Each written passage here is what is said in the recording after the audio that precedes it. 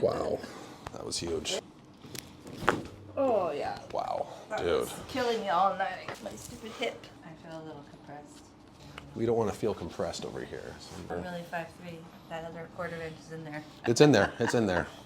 We're gonna find it. I'm thinking we're gonna find a 1/2 inch somewhere.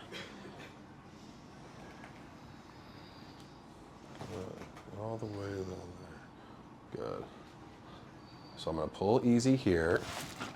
Whew. See, I told you I felt a little. Yeah, you. Well, because I stretched too, so that's why if you're gonna do it, today's the day. You always know your body. You always know it. Yeah.